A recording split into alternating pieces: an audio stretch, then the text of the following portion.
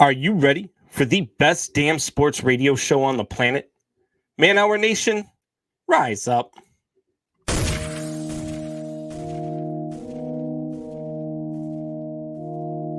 You don't want to be every time, no. I would like to personally welcome you to Man Hour After Dark. Say that then. While I bring you the host, Mike, Buck, and Cone. You know who's coming to the stage. Sports talk than what you about to hear right here. I second that. Go. You know that it's us when we talking about sports. Giving you facts on the field to the core. Tune in, we need the support. 1 hour too short, still listen some more. On all your stations, not dropping no music. Stripes like Adidas, but Nike just do it. Down 4 in the 4th, we go for the win. Michael 2 seconds, we taking it in. Buck, Mike, and Combs, you know what's going on.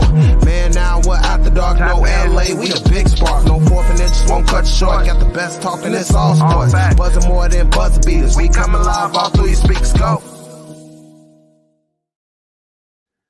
And what is going on, Man Hour Nation? It's your boy, Beastie, Brandon Combs, coming to you live here on Tuesday night.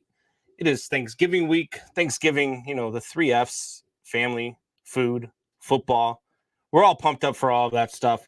But tonight, I got my boy with me. It's the man, the myth, the real legend. As Buck would say, the peanut butter to my women. It's the Soup Boss. No, Soup, what's going on? You don't get to give me the exact same intro you gave Tori the other night, you lying bastard. Don't even start look, this. Everybody, you called him your right-hand man. You called him your right-hand man, and then you gave some shit. I'm not even on here for 5 seconds, and I'm already getting ready to light into you. I ain't no woman to your peanut butter. Don't get us banned on YouTube already. Everybody is now the woman bastard. to the peanut butter. I'm using the Buck thing, and I'm going back and forth with the same intro like Buck does. I'm trying to keep it like Buck is on the show. That's not going to help us either. That's going to get us kicked off YouTube as well. You're not thinking clearly right now. That's true. Look, cool don't ruin my vibe, Soup Boss. I am in a good mood. Matt Nagy is getting fired. It's Thanksgiving, and we've got RC Orlan on the show tonight. I was just going to say, I'm the second biggest guest tonight, and you're number 3. So it all works true. out. And isn't That's the whole true. point of having me on here when I wasn't even supposed to is just to ruin your night in some way, shape, or form? By the way, I can't wait for the 3Fs, which is football on Thursday, and we find out the fact of the night, which would be the 4th F, which is Nagy gets a 3-year extension. Just watch your brain explode. Dude, if I swear to God, I will. I'm telling you right now, I will find a bell tower. Yep. Thanks for watching our show. YouTube is going to ban us immediately. If it wasn't for any of the stuff before, we're talking about mass murder or suicide or something. And we had RC Orlan in the background, but he just left. So. Yeah, way to go. RC Orlan is a left-handed pitcher. He's pitched for Team Israel. He's gone to camp with the Cleveland Indians as early as 2019. So welcome to the show, RC Orlan. RC, are you still with us, buddy? Yep, I'm here, guys. Actually, there's a bell tower on campus about 15 minutes away, so we can Uber there whenever you need. Don't get him going. I like it. RC. You're just going to instigate the man to just come up with something even dumber to get us banned. That's kind of what we do here, RC. That's kind of what we do. Speaking of what we do, RC, so let's just get right into it, man. So right now you are, as far as I can see on everything that I've looked up, still a free agent. You still consider yourself a free agent, or are you retired? Yeah, that's a great question. So right when COVID hit, I had an injury, and so I was coming back from that. And then when COVID hit and the minor league teams shut down, it just kind of seemed like the writing was on the wall. So I've transitioned into coaching now, and then joined the 9-to-5 life as well. Hey, a bunch man, of suckers we know like all me on about the that. 9-to-5. Yeah.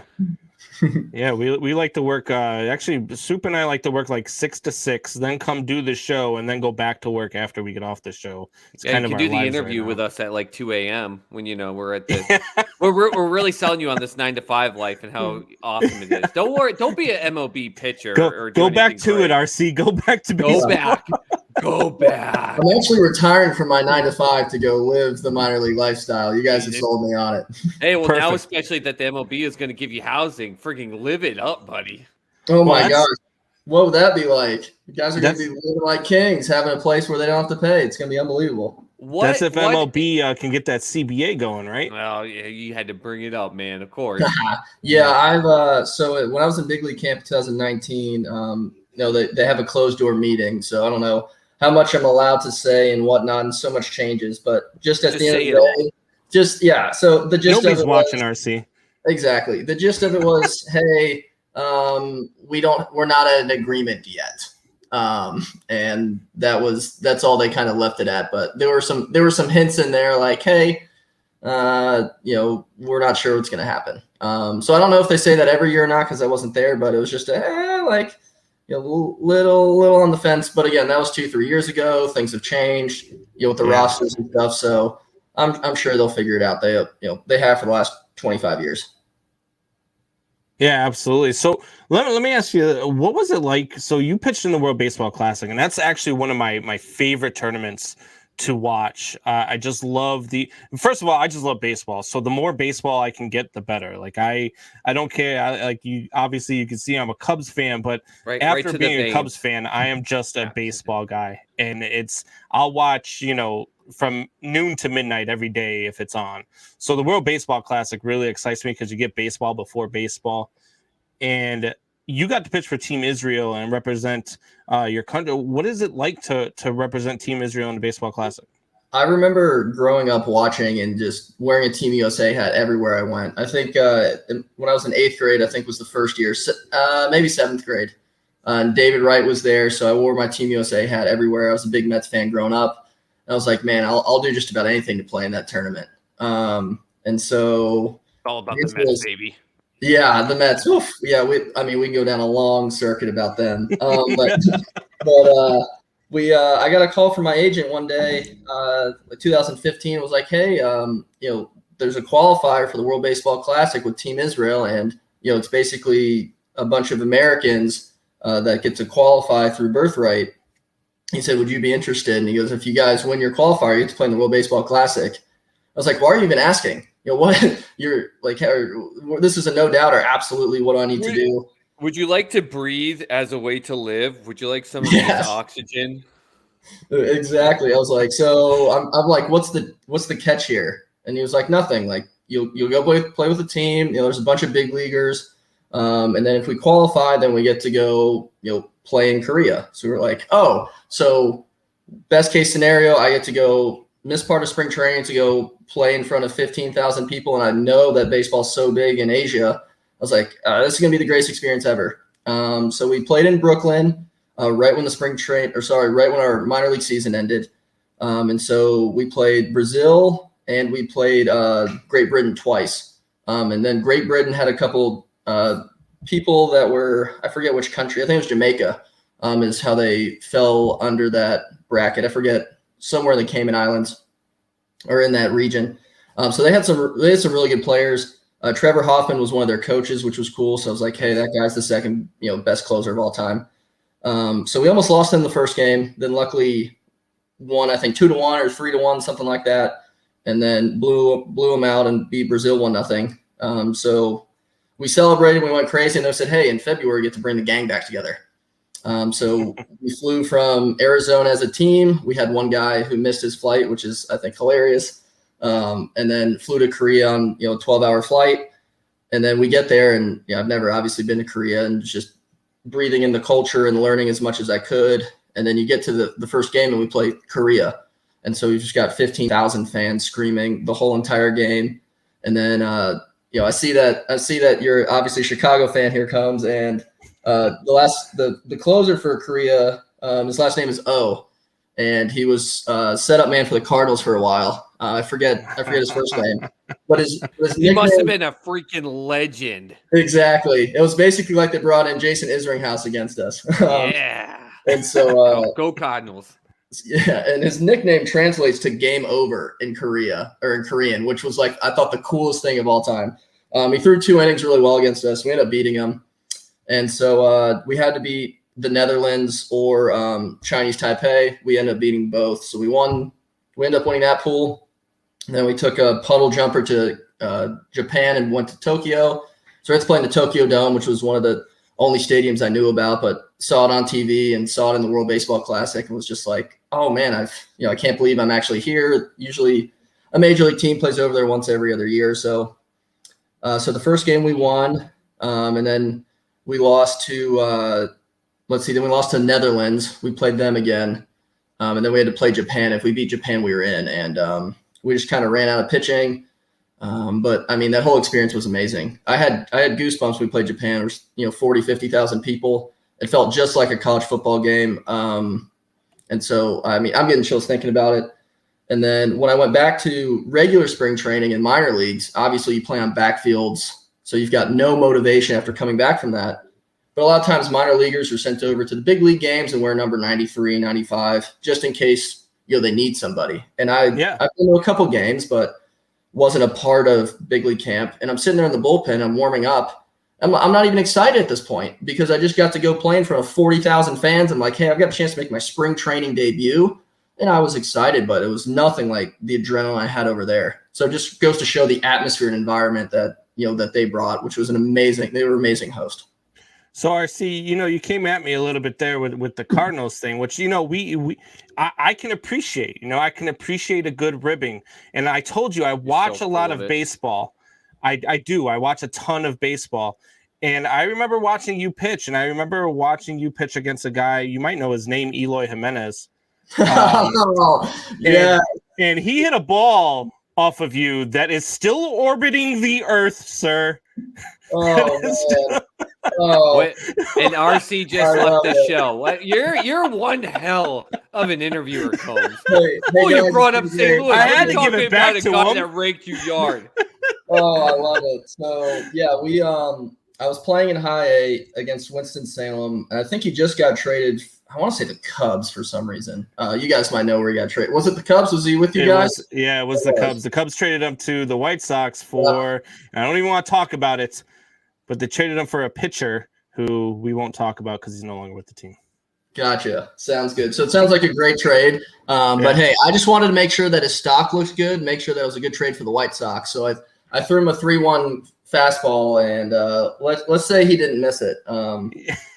You're not the only one. I mean, look. I remember watching Eloy Jimenez come up through the Cubs system, and then watching him this past year in the playoffs. And in that first round, he hit one that I swear is still in Houston. It went clean out of the ballpark in Houston. That guy can just flat out punish a baseball. He's built like a middle linebacker. I've played with some pretty big guys before, but just seeing him, I mean, he is a very intimidating guy. And I threw him a couple changeups that were close, and I tried to throw a fastball in, and the only thing that was in about it was that the ball is still in the state of North Carolina. Luckily. So let me North ask Carolina you this. is a pretty long state. It depends on what part of it. That's a good point. What baseball is starting to, let's say, change, right? Because there's a lot of new rules, a lot of things that baseball is implementing, trying to move games along, trying to prevent this, trying to prevent that. What do you think of the new rules, the new checkpoints, we'll call them, for pitchers in baseball? So yeah, these are great points. I love diving into this. So I think they need to just standardize whatever sticky stuff that they use. So either they need to have something on the mound, behind like a rosin bag that's, got a little grip to it, or on the balls. I was told Mizuno makes a ball for the NPO, the Japanese major leagues over there, that's got a little grip to it. And the problem is when they put mud on the balls, they're cue balls, and you've got no grip whatsoever. So at first, people were using the grip just to honestly have control over where the ball's going, and then when Rapsodos and TrackMans came about probably 4 or 5 years ago, you started reading how fast your ball was moving and how much in which directions. So now guys were going into the lab in the off seasons and just practicing and finding out which stuff was the stickiest and how much my ball moved, and figured out, hey, this is literally the best grip for my pitch. And so you took a guy throwing 95 miles an hour, and now you added 3 or 4 inches of run or cut, because now he can manipulate it. So it went from something that was a necessity, in my opinion, that just went way, way overboard in the other direction. Yeah, absolutely. I love the fact that we're barely in this, and I'm the child of the show, RC. So one, we talked about sticky balls, which I absolutely love, and two, you know, I want chaos. So I actually disagree, not because the points you make are great. I think putting something universal behind the mound, when I actually look at it that way, is do it, have it out, but have it where it can be regulated. But I have not laughed as hard as I think I have at almost any sporting event than watching pitchers lose their ever-loving minds because they get checked and they're on by the first baseline, ripping up their shirts, taking off their hat. Max I think we've Scherzer. had like Max Scherzer dropping his pants. Like, I'm just waiting for one pitcher just to go full nude with it and just be like, here, you can check every orifice of my Scherzer body. was pretty Go for it. close. Yeah. Remember they were massaging Scherzer's head? Yeah. Wasn't that crazy? There's now guys have to get creative. So I think they're I don't know if it's happened or not, but I know if I was going to put sticky stuff in my glove now, I'm going to stick it in the index finger all the way deep, and then take my glove off, wipe the sweat off, and then when my glove hand, is exposed now, I'm then going to go wipe the ball, put it back on, and rub. That's Did how RC Orlan Is everyone taking notes? This Did is he recorded, just right? He just went full on freaking OJ Simpson. If I was going to do it, this is how I would have done it. If I were going to do the deed, if I was the one That is wanted awesome. to go through with the crime, there are so many minor leaguers right now, RC, that are just absolutely scribbling on paper. All two of them that probably will ever listen to our show in the minor leagues. But they're going nuts right now. Good job keeping the chaos going. Absolutely. I love it. I appreciate that. I like that. So I like seeing pitchers dominate. It's fun. I just think that if it was standardized, then it could be fair, whatever it is. But just make something legal, make something not, and then if you're using stuff that's not, fine them. But in the other direction, the balls are so different when you don't have that tack. The difference is astronomical, as we've seen in some guys' stats. But my issue is taking it away in the middle of the season is a huge issue. Yeah. You train a whole entire season, a whole spring training, and you get so many reps in to be able to control, manipulate a ball a certain way. And then halfway through the season, you're like, hey, sorry guys, like everything that you've done your whole entire life is stripped. Yeah. Don't like the approach there. Do it in the beginning of the season, spring training, let everybody know. Do it after the season, but to just in the middle of the season manipulate it, terrible timing. I agree. And, we're talking about things that baseball is doing to try to maneuver around like cheating and that type of stuff. And, baseball right now just came out again with the, their Hall of Fame ticket. And I'm a big proponent of Barry Bonds is the greatest player to ever step on a baseball field, right? Like I feel like bar none, Barry Bonds is the greatest of all time. Don't say right ? Like RC's going to automatically agree with you. Like I love how you phrase it like that. Go right, like RC agrees with me. I'm not even going to ask him, but he's going to agree with me. Yeah, give me the layup here. Like he's the best. No, so yeah, exactly. So I'm a big fan of Barry Bonds. I loved everything they did. The numbers say it all.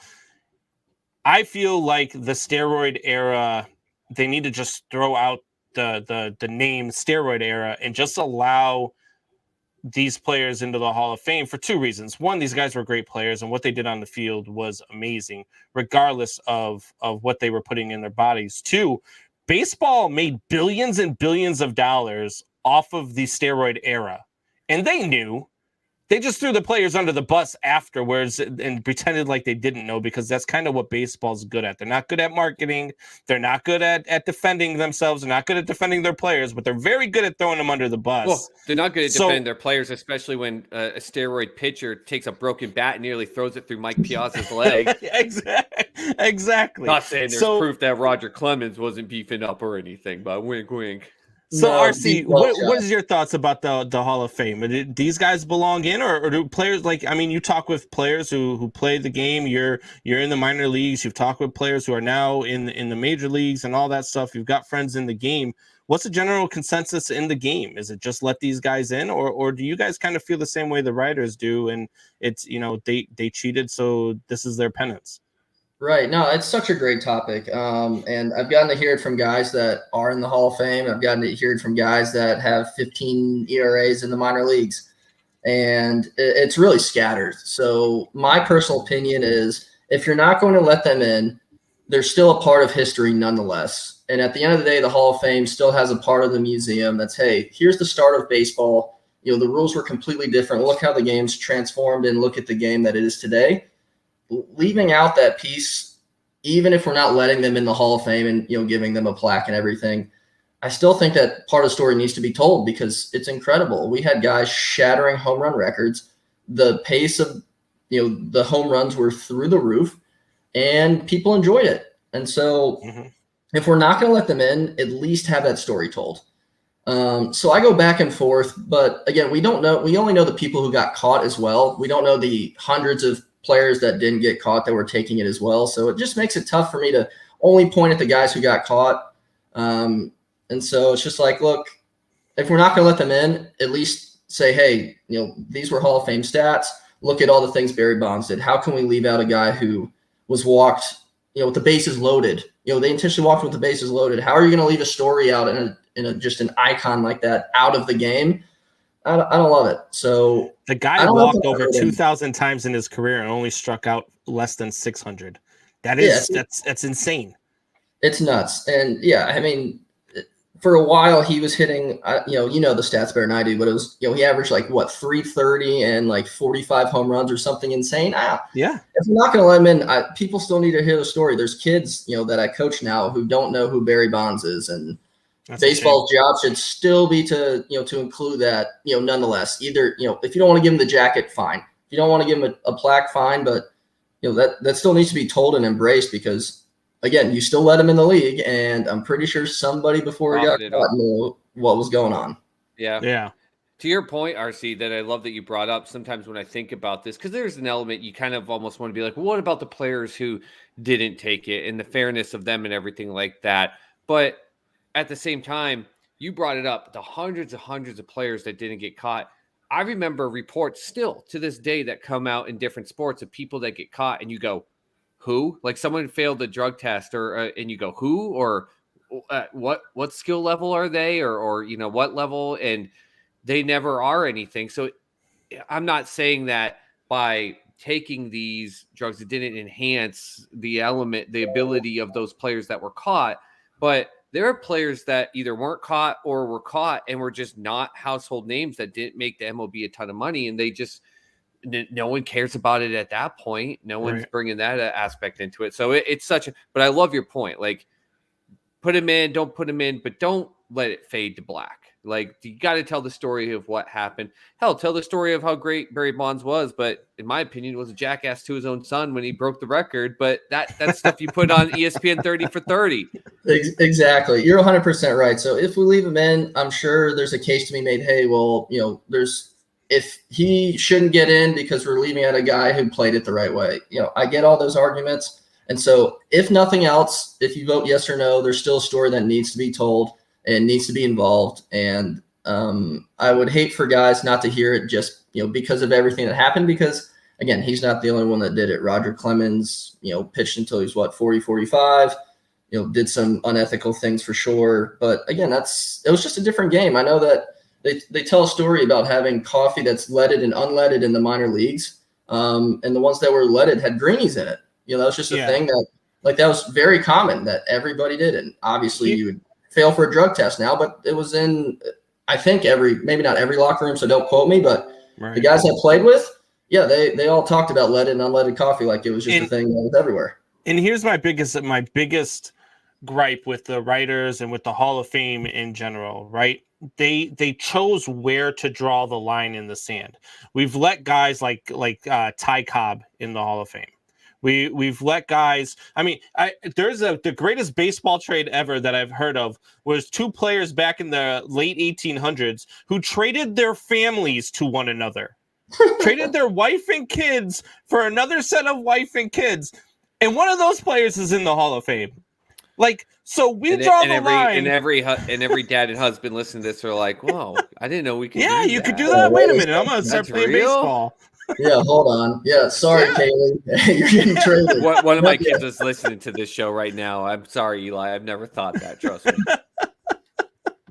But no, I'm a big, like, you can't just draw the line in the sand. You can't decide, oh yeah, you know what? Well, we know Ty Cobb was a scumbag and he was a known racist throughout all of baseball.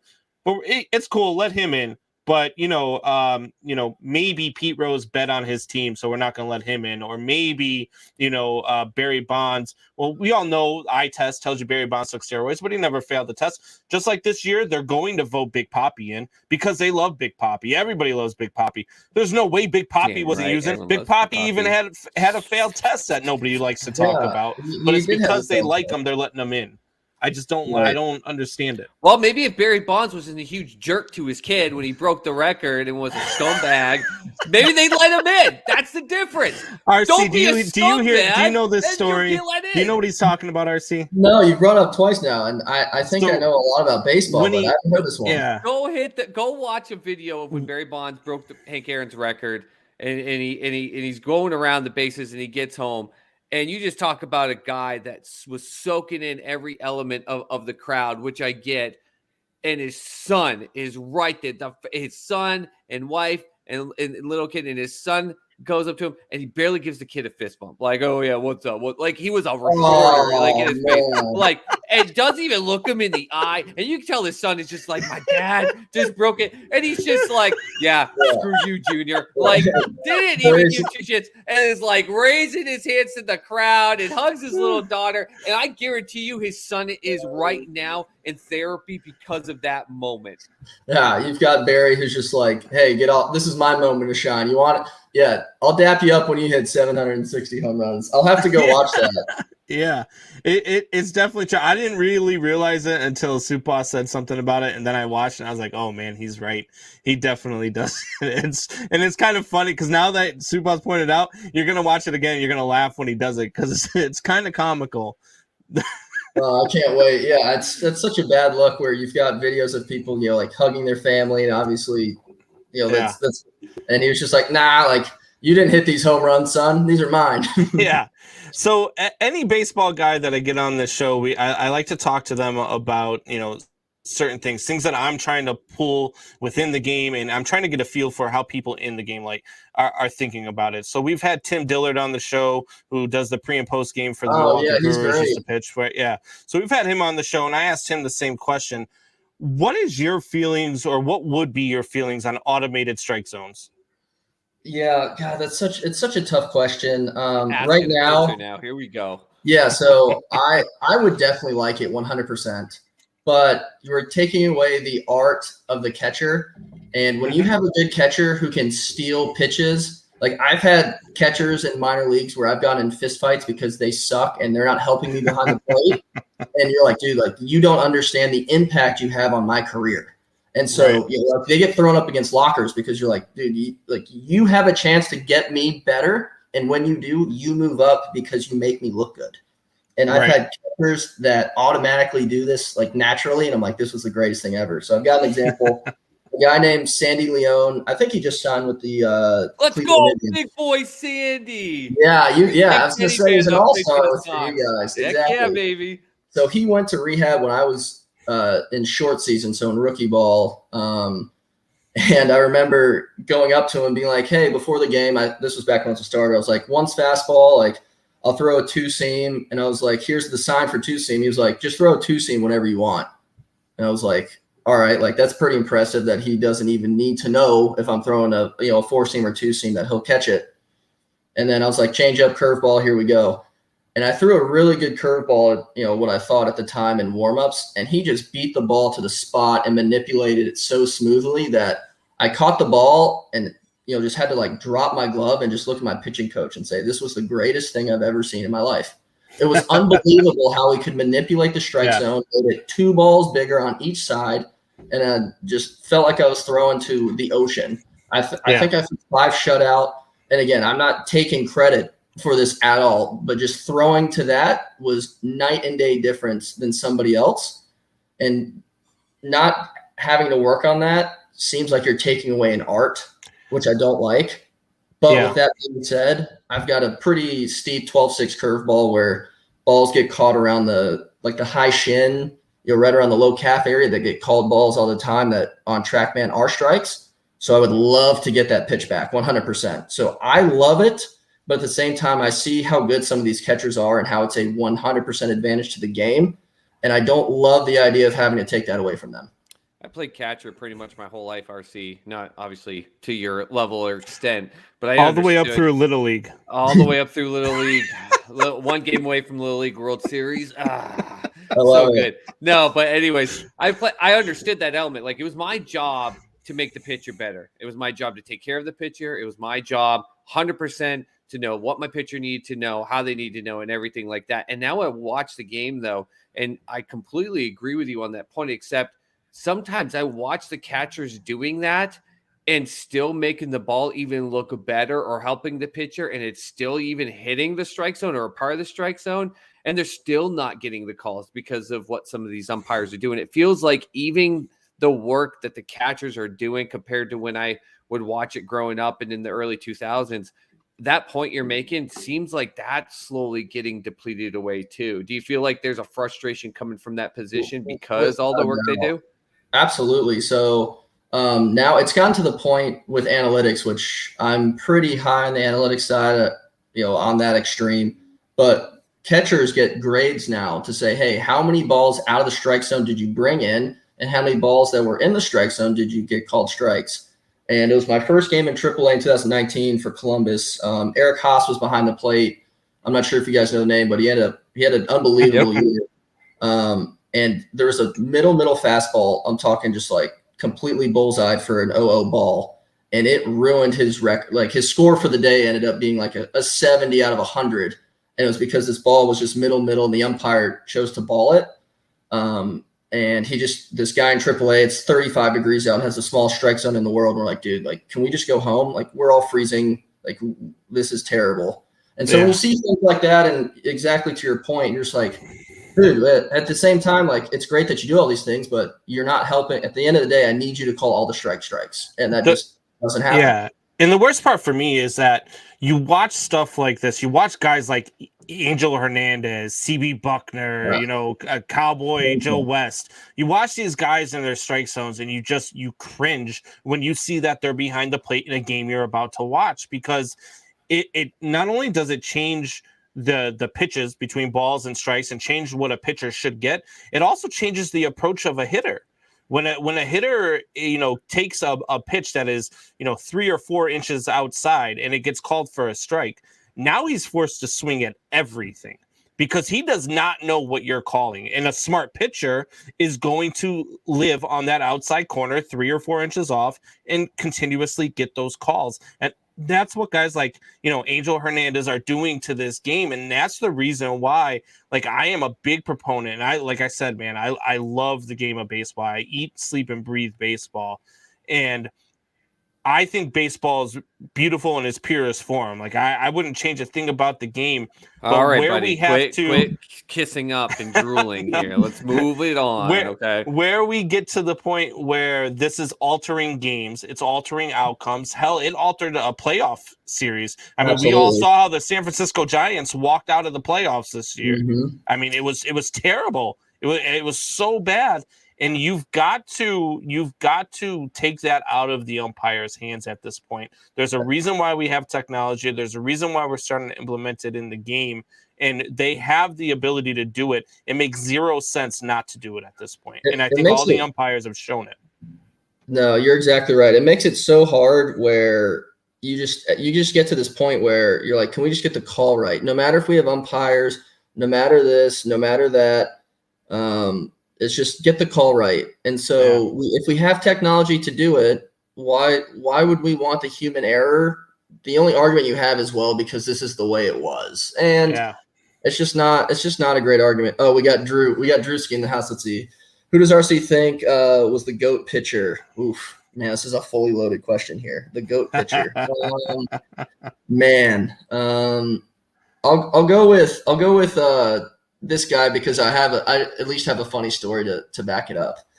So I'll go with Mariano Rivera. And so I'm going with him just because I've got a funny story that I can parlay into the podcast here. So Mo's son, Mariano III, was drafted, I think, 2 or 3 years after me. And in spring training, Mo comes down to watch his son play. And so he's just hanging out, being really quiet. Obviously, everybody knows who he is. And so one of the guys from the Dominican asked to take a picture with him. He was, 19, 20. I forget what, the name of the player. And then posted on Instagram later and just goes, "I'm so honored to be able to meet my idol, Pedro Martinez." And so somebody screenshotted it, found out about it, and we printed it all over the locker room. It was just, that exact post that he had because he didn't have time to delete it. So awesome. I had to, since we brought up GOAT pitchers, I had to bring him up. What he did in the World's, in the playoffs is insane. Let's see, best pitchers of all time. I actually worked with Mariano's son. Yeah. So Mariano's son, he pitched up until high A. He threw pretty hard. His cutter was pretty good. Wasn't obviously what his dad's was because nobody's will ever be. Ever. That's a funny story too, is because he pitched for a team in New Hampshire that I was working for at the time. Fisher Cats. So the Fisher Cats. No, not the Fisher Cats. The collegiate team down there. Okay. I'm trying to think of the Laconia Muskrats.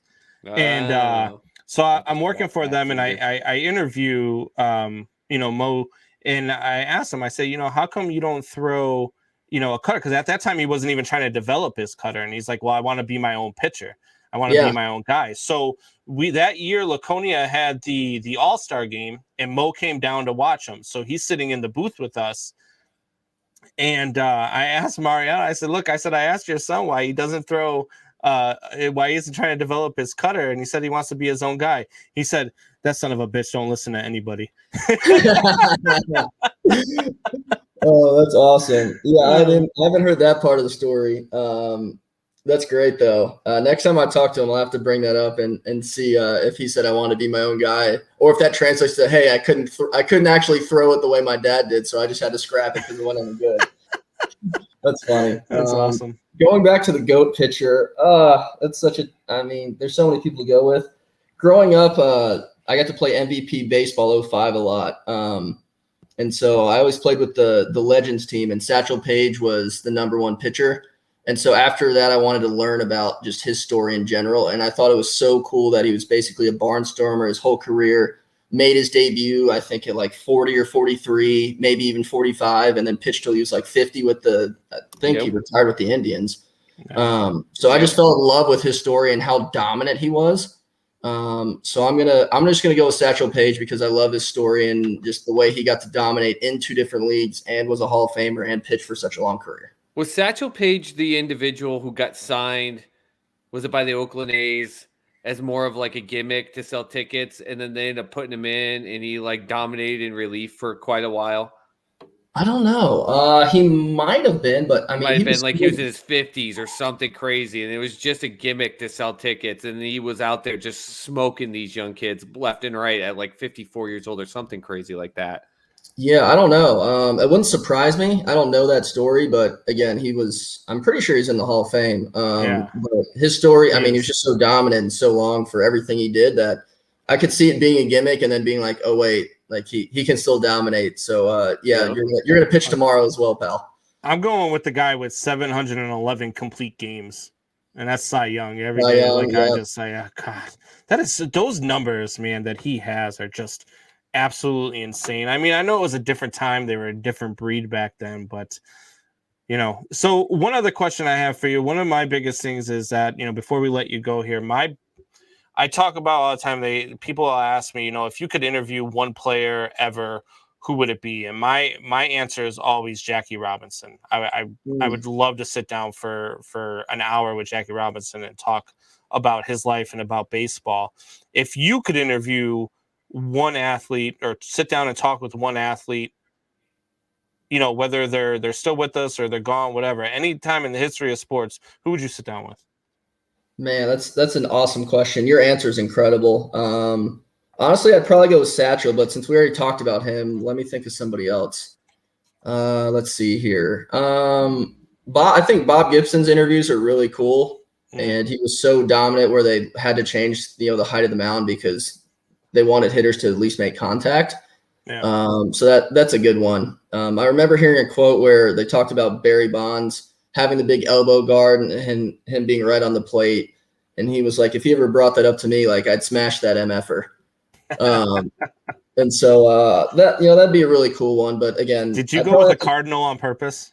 No, I didn't. No, but I'm glad that got brought up. Yeah, if it wasn't for him, I'd either interview like Mark McGuire, Ozzie Smith, Jim Edmonds, Scott Rowland, Mike Mathena, Yaya. All right, well, RC, it's been great having you on, man. I appreciate you coming on. If there's ever a time where you want to come on again and talk baseball, man, you are always welcome. It's been an absolute pleasure. We love the conversation. Hope you enjoyed being here as much as we have enjoyed having you here. Oh, I had a blast, guys. Thanks for having me on the show. And then, let's do something in spring training or so. When baseball heats up, just let me know and I'll hop back on. Thanks again for having me. Hey, definitely, RC, real quick, I just looked it up. Look up the Satchel Paige story of when he got signed for a gimmick. He was 59 years old and for the Oakland A's, and it was just for a gimmick to sell tickets when the A's were just way out of contention. I'm reading it right now. Came in and just pitched against my Red Sox and just absolutely was in a rocking chair in between innings. Didn't even give two craps and just went out there and just smoked them. That's amazing. I can't wait to look that up. Thanks again for having me on the show, guys. Have a good one, RC. See you guys.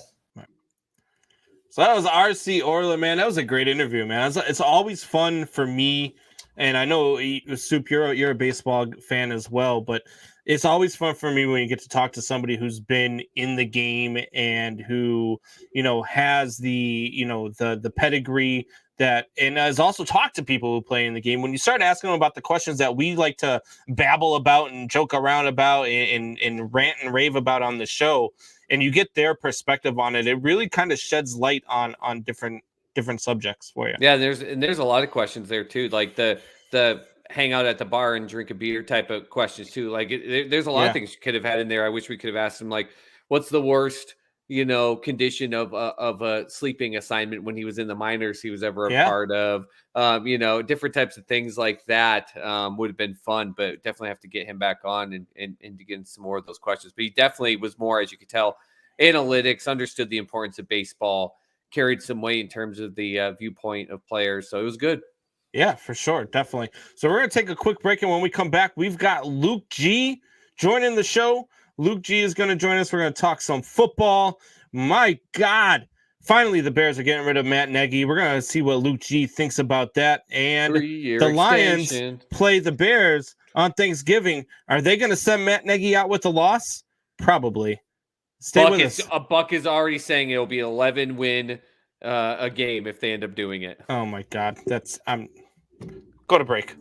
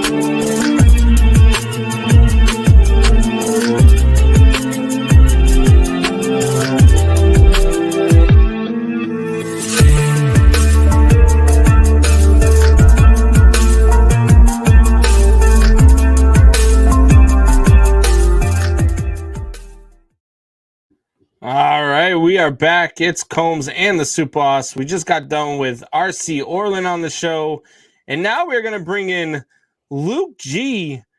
Luke G, big fan of the 0-9-1 Detroit Lions. And, Luke, your mic is muted. So if you're trying to talk, you're muted here.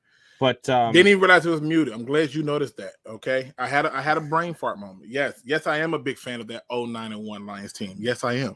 Die hard to die. But I have to give it to you. I think they're going to be 1-9-1 after Thursday.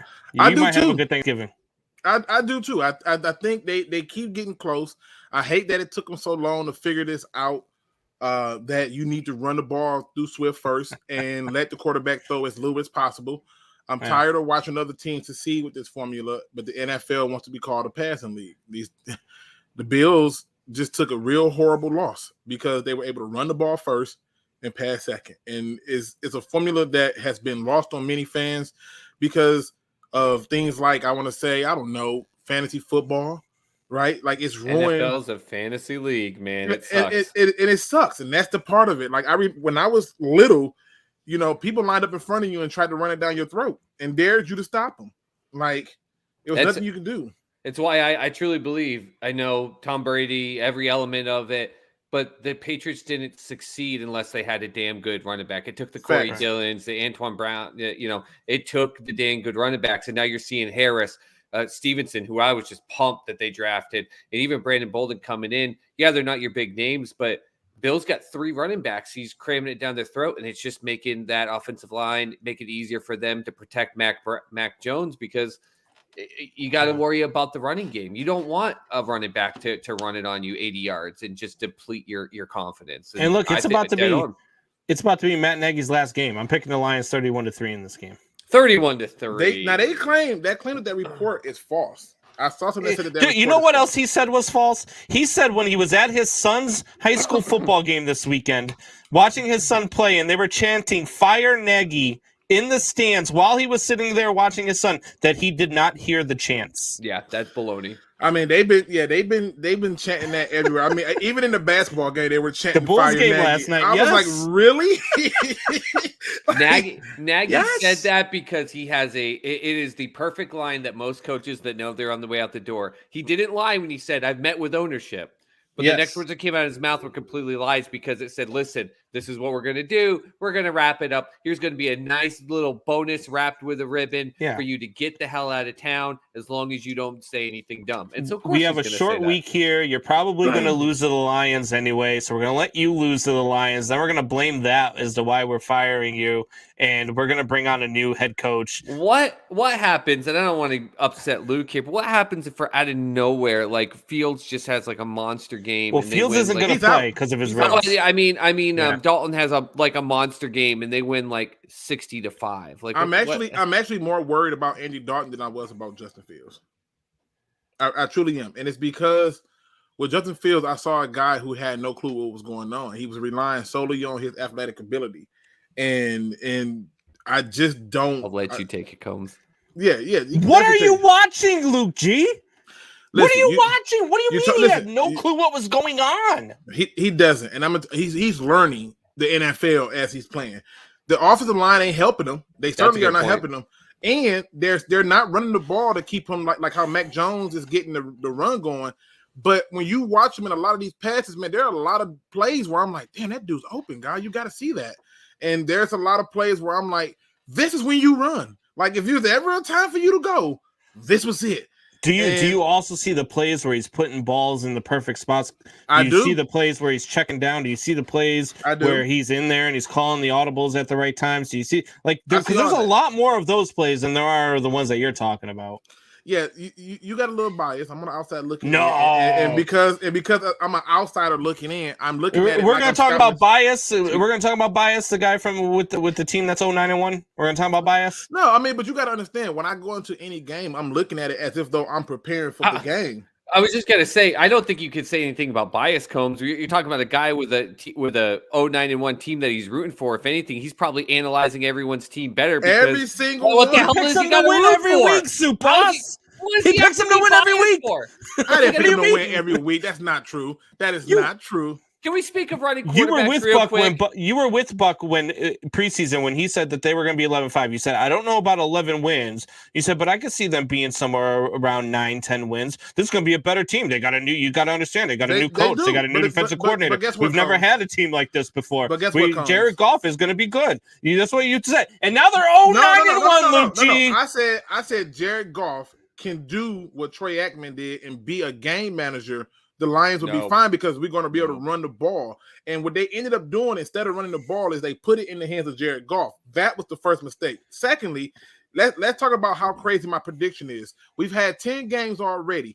Only two of those 10 games, the Lions had no chance. That was the Bengals and the Eagles. If you go through the rest of the games, they easily could have had 6 wins on the season. It is. I sat there and said it, Luke. I said, how do you not feel more bad for Detroit Lions fans when they sat there and had to watch a NFL record field goal? It took an NFL record field goal to beat them that donked, and most donked balls don't go over, and it's an NFL record. That's how the Ravens beat the Detroit Lions, which at the end of the day, it's still an L, and it sucks. Right. And if you go back to the next week, you're talking about a kicker who missed a 34-yard field goal, but manages to make his career high 54-yard against the Vikings to beat us the following week. And the Vikings have gotten 2 wins this year on a field goal. That's more Lucci, than are you about to 10 tell me years. this team is a couple bounces away from being a playoff team? Is that what you're about to tell me? I absolutely am not going to say that. In fact, the topic that I had was a little bit different because I think it's something that we need to talk more about as a whole, and that is the NFL needs and should want to win another title. Should want the USFL to succeed. They should need and want for the USFL league that is coming in 2022 to succeed. And the evidence that I have for it is the fact that when you look at players who may not be NFL ready, who have went on to say like the Canadian League or that was going to NFL Europe at one point in time, even though I thought the NFL Europe farm system was really stupid because you wasn't really sending nobody over there to develop. You were sending them over there just to have them in case.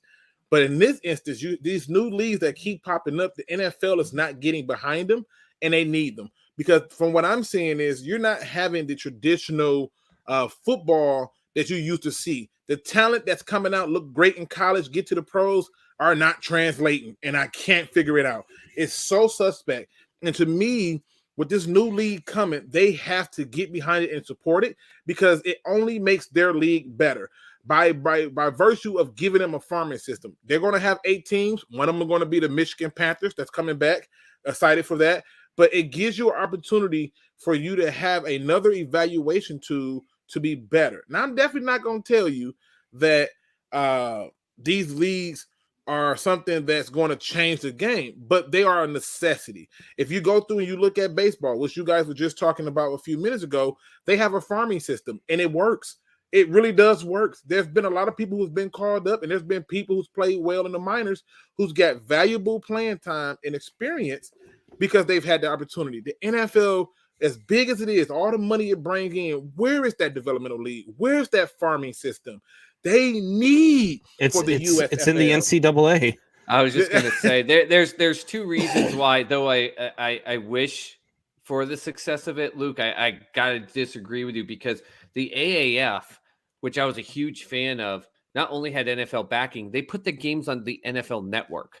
They backed them with financing. I know COVID killed it and everything, but there was one of the coaches for the teams that lived here in where I live in Oklahoma City, and I used to drive him to the airport and stuff when I was making some extra money onto the side. And he's just like, people just don't realize how much we're drowning in the background. It is terrible. It doesn't matter what the NFL's given us. It's just not enough. And 2, the farm system for the NFL, like Combs just said, it's college football. And now those players are going to get paid. That's the farm system. That's what we know. We see it all through. Baseball has a farm system because no one really pays attention to NCAA baseball. But with football, everyone watches NCAA football. That's your farm system because people see it there. They get excited about that college team. I want that player drafted, go to my team. I would love the USFL to succeed just as much as I wanted the AAF to succeed, but I don't see how you're going to do it unless the NCAA just disbands. Yeah, and Yeah, I mean, we always want another football league to succeed because, I mean, look, it's more football. We get to watch more football, and that's never a bad thing. Nothing has proven that it can sustain the interest of people outside of the NFL because it's just simply not the NFL. It's not the same talent level. It's not the same, pool. To me, you get the AFL. I liken it to, the WNBA, right? You're getting the same sport. You're getting kind of, the same product, but what you're getting is you're getting less talent. You're getting, less Whoa. interest. You're getting less From the people showing up to WNBA? games. Yeah. No. You think What do you mean? You think the talent in the WNBA You know what? is the same as the NBA? The I think AAF the and the talent- XFL, they failed, right? The WNBA is still going strong. Yeah, the WNBA is still going strong because I think there is talent there. I think that There's talent for sure. Like you obviously can't have you can't have a league where it's got the men and women playing basketball per se, because it's a lot of what's the word I want to use, political tape in the way. However, the reason that I make the point that they need to get a full backing and they need for this to succeed is because when they had the backing of the NFL, it was a soft backing. They need to truly get a backing, and they need to say something to the effect of the official NFL farming system, whatever, something to that effect. The reason the XFL, which came out twice, it succeeded in the first time, it succeeded early on because it did something so small as having a freaking camera on a rope, which got adopted by the NFL, and it had those weird names like "He Hate Me" and "The Truth" and stuff like that. And the kickoff where you just rushed for the ball. You just rushed for the ball, which ended up getting botched once the first guy got hurt. But yeah, which was a terrible idea because they were going to go nuts over it. But even when you go to the AAF, if you look at that, like you said, the pandemic took that out. And yes, I know that he was saying that it was drowning and stuff like that, because many of those things that they could do to help those leagues are like use their stadiums. It's more revenues for them to use those stadiums that's not being used on those days and used in that time of the season. That helps. Well, then you need to get the NFL owners to also own these teams, because that's the only way they're going to put as much effort into them and as much money into them as they do with the NFL team. But that's what they were doing with the AAF. There were certain owners who was like, "Hey, I'll buy my stake into this. I think this." That's what they did. Owners in the league itself staked in a ton of money, and there are some teams like the San Antonio one. It's why I think that they deserve. It showed the San Antonio base could support an NFL team because they had to open up the top tier of the stadium and they sold it out, but it wasn't enough. And I guess that's why I fully agree with everything you're saying. But outside of coming straight out and saying this is the farm system of the NFL, I don't understand what more you can do, because in the AAF, the owners backed it, the NFL backed it, the NFL gave them slots on the NFL network to be able to have it. But they didn't let them use stadiums. They let them use places that people don't want to go. There are people right now who will pay an arm and a leg to see their favorite AAF team go and play at Green Bay Packers Lambeau Field. Like, there are certain stadiums that people will pay just to get inside for those games. That helps the NFL, it helps the league, and they need to have better back. They were putting people from practice who just came out of school on broadcast in those games. It was no real backing to it like it should have been, and it's because they didn't have the TV deals. But the NFL has to pull to do it. The other thing that I'm looking at is this: when you're talking about these leagues coming in and doing certain things for you and why they need to back it. Let's say you talk about the like you said, the NCAA, and they're getting paid now. That, I think, is ruining. It's going to ruin, and it's still already showing to be ruining the draft process, because there are players who stayed in and it's going to stay in because they can get paid in college, and it's way easier than it would be to jump to the NFL, and then they can still jump to the NFL and make money. And then it's like, hey, what's the point at that point? I'm just saying, at this point, those guys that they're playing, like right now, you got everybody hyping up Malik Willis from Liberty. Oh yeah, real stiff competition over there. Way to get it done.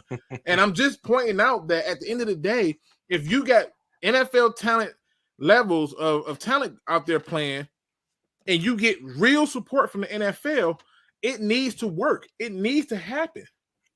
There's some I just players don't from see how it's gonna AAF that happen. got signed to the NFL. It showed it. There's talent there. Yeah. I mean, I just outside of the NFL flat out taking the ownership, because then when you are ownership of something, guess what? You are worried about profit. With the AAF, they financially backed it, but they didn't own the property, and therefore they let an owner's own finances end up bearing it, because the owner, he ended up just burying himself in debt. With the USFL, based on what I just looked up, it looks like it's the same thing. It's in based on what you're saying, yes, I guess it could be successful, but it has to be an actual NFL property, because at some point you back it financially more than you did with the AAF because you're getting profit out of it. Just tossing money at something to say that it's going to be a product that helps you out. What does the NFL need help for in terms of a project? It is a product. But it is I still think the most popular The sport. average NFL team makes $13 million on their marketing deals every year. They need to spend 3 times that on any league that they're trying to start up just to get it started, because they're going to have to draw attention. They're going to have to draw attraction. They're going to have to give people a reason to want to watch, to want to attend, to want to be there. And it's got to And they be more can. than just, hey, you've got to come watch these guys who came out of college and couldn't make an NFL roster, so now they're playing. And that's the vision that's the vision that everybody has, though, when it comes to the XFL, But it's not, right? though, because you're talking about over 300 perception, kids. though, Luke. It's But you got over perception. 300 kids Perception who is gonna hit the draft. reality. Perception is reality, Luke. And the thought process behind it is, if these guys were that damn good, they would be on an NFL roster, and they're not. And so That's when not true. When you, I agree it's with not you, Luke. true. I'm not disagreeing with you. I'm just telling you what the perception is, and people are out there, and people are thinking this. So that's why it doesn't. That's why people aren't watching it as much. That's why people don't watch the NBA. Not because there's not the WNBA, I should say. Not because there's not talent in the WNBA, but because people don't feel like they're as good as the guys in the NBA. They don't feel like it's as talented. And I beg to differ. Like, I watched the Chicago Sky. I watched them win the WNBA championship. I enjoyed watching some of the WNBA games I watched. Parade. I was. It was me and 2 of my friends. But they that's both what were I'm coaches saying. on the team. People don't believe in the product because they don't believe the talent is there. Until they prove that, hey, the talent is there, it's not going to happen. The NFL isn't going to spend what they need to spend to make that happen. Let me switch gears for you a little bit. Let me give it to you a different perspective, right? If Kanye West goes out here and cut a bunch of patches in his head, and all of a sudden everybody goes out here and cut a bunch of patches in their head, that's marketing. If a certain actor can be on there and say certain things about this product and it sells, it does this all the time. What I'm saying is this. And I think, Soup make a very good point about them having to have a serious backing behind it, because they are more concerned with trying to make football work in Europe, a game that most players despise and do not want to play in because it's ridiculous. And they're so concerned with making that game work. Put that same energy into one of these leagues. It's not about the perception of the fans. You got fans who want to fire Matt Nagy. That's a joke. Just really quick. Just a joke. But you put that same fans energy. Are just idiots. I mean, just crazy, ludicrous. I want to keep him as long as he's going to be there. Coach of the year, baby. Hey, Luke G, win a game, then you can speak on my team. Oh my God! See, the jealousy is already coming out. We're going to win a game, Luke, on Thursday. He won a game. The Lions won a game the same day the Pittsburgh Steelers won a game. Okay, exactly. They won the game on the same day. They just didn't lose the game. Yeah, we just didn't lose it. But I'm just saying. I'm just pointing out to you, if they put that same backing behind one of these leagues, and I'm not talking about a soft back, they're gonna have to have a stake in it. But I'm telling you that there are little things that they can do, like have the games in the stadium, because they're not being used no way. They're running tours. I know here in Michigan, Ford Field runs tours in the off season to kind of help with costs, where you can walk through the whole stadium and see what the experience of being, walk on the field. Like, are they doing that? How about you actually put somebody in there? And I'll give you a perfect example. We have our high school teams, they play at Ford Field. Them games make big money. Just because people want to go in the Ford Field. You can do the Sure. same thing with this. I got another thing that's not been brought up in this. And being a big Patriots fan, seeing the amount of players that have come up through this roster through another aspect that we're not even thinking about. And when we talk about farm system, there is an actual type of system. There is a thing called the practice squad. And the Patriots have actually utilized the practice squad, as I know other teams have.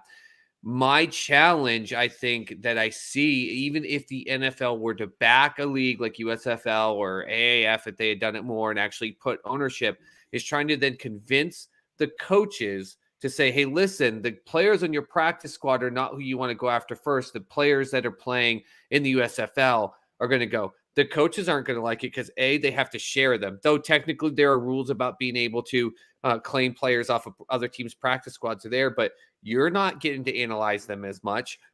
It's less of a pool, and you don't have your own coaching staff overseeing it. I can see coaches that really take ownership of every element of what they do, the Bill Belichick's, and other coaches like that, the Jim Harbaugh, they're not going to want to have to share talent pool with other teams. Why the hell does Jim Harbaugh want to share talent pool with Tomlin in the Steelers? There's no way. They're going to want their own practice squad. So now you're going to have to convince your coaches, which at the end of the day, the coaches aren't going to quit their jobs if you do it right. If the NFL says, hey, listen, this is the way we're doing it, this is the way we're doing it, but you're going to piss off a lot of coaches, which then at the same time, they're going to gripe to their owners, and then the owners are going to turn around and go, well, hey, my coach is pretty pissed off about this. Yeah, but I think what you're pointing out is more of a hypothetical than anything else. And the reason I say that is because you have to keep in mind, coaches are always going to go where talent is. If you're talented and you're playing, they're going to go there. It happens in every sport: baseball, soccer, football. Yeah, but basketball. Instead of that talent being under your control and a majority of it being under your control, you have to go there. And if you are a Baltimore Ravens who's competing against the Pittsburgh Steelers and the Cincinnati Bengals in a tough division or like the NFC West or something, you now don't have control over that player property. You have to compete with a team that is going to have just as much fair share. Yeah, I think, like I said, to me, that's all like. It's cute in reality, but to me, I'm going to go where the talent is, and it does not matter. And if it's talent there, it's talent there. The problem is you're each year you're getting more and more people who are entering the draft portal for the NFL, and only 200 and something of them are getting picked. And then you have all this scrambling for undrafted free agents. And the NFL has lost its mind because they keep trying to expand their season, which I think is ridiculous that they keep on trying to expand this season because it's clear now that most of the teams don't want to play. But why? Look, are you a wrestling guy? Do you like the WWE? No. Okay, so here's where I'm going. Here's where I'm going with this. You had the WWE for a long time has been the biggest player in wrestling.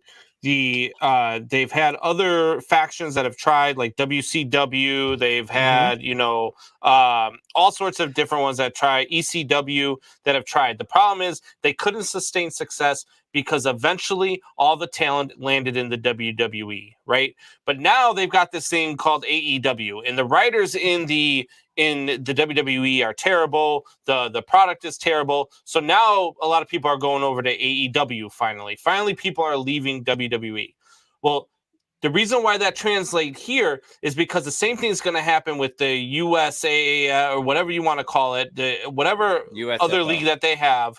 And they're going to take that talent, and when there are really good players that show up, they're going to end up in the NFL next year. So you're not going to be able to see your favorite player in the USFL next year. You're not going to be able to sustain watching your favorite player play on the same team for 5 or 6 years because your favorite player is going to end up on an NFL team somewhere. Whether he ends up as a bench player or as a starter is another story. But that's what's going to happen, and that's why those other leagues aren't going to be able to sustain and aren't going to be able to stay in business because the best talent is always going to land in the NFL. And until that's not a thing, the NFL is always going to be the premier product, and nothing else is ever going to succeed. Unless you can build a 32-team USFL league where one team is there for the team that farms to the team, like you said, a farm system. How about this? Well, we relegate. If I'm a OKC Cowboys or whatever fan for USFL, knowing that those players go to the Dallas Cowboys, then it's one of those things where it's like, okay, I'm going to root for these guys, and then I'll root for them on the Cowboys. I'll be a Cowboys fan, which just made me vomit in my mouth saying it. But that's the only thing. But to Combs' point, like, you're going to get excited to go see a player and everything, and if they're the premier talent, who knows? Like, they're just going to be gone, and then it's going to go to some random team that you have no control over. And then I think you're overthinking it. I think you guys are overthinking it. One, the comparisons is bad because everybody knows. I think we're thinking it through completely. I think we're just defeating your theory. You're not like it in reality. No, listen.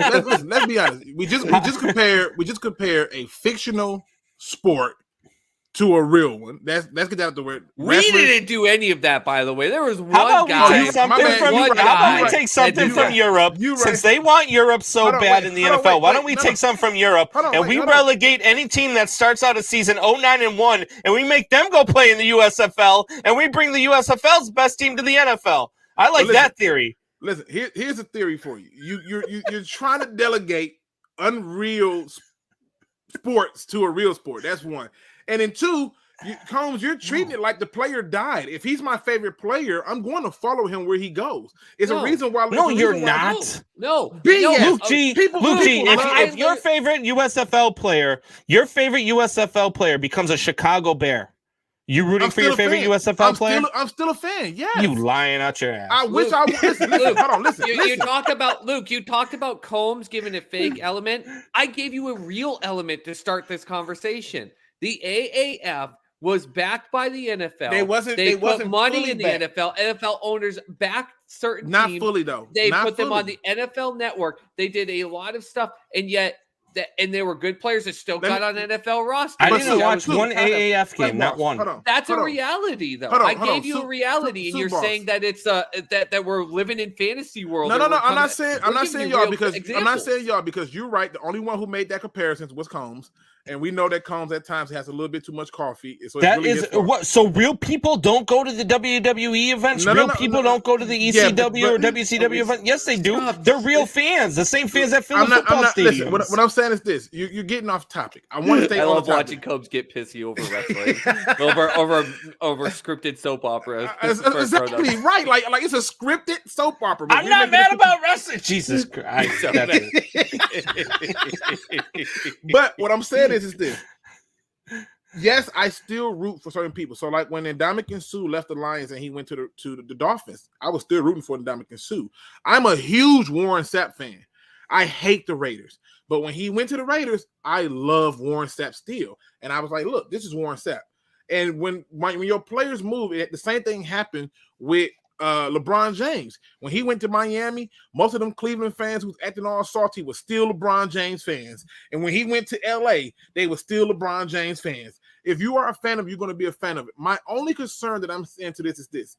Having a supportive backing is one thing, but having a full backing is different.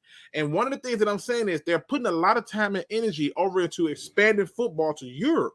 And I'm saying, look, let's say we do it the way you said do it, boss, where you said, hey, let's have it to where each one of these teams have this farm system to their team. Cool, do it that way. But whatever you do, back them. If they do it that way and they know that, hey, this team is only farming players for, you say the Dallas Cowboys or the Bears or whatever, great. It's still a backing that helps them succeed, and it helps the NFL succeed because whether we know it or not, there are more and more players coming out entering the draft that is getting lost in the shuffle.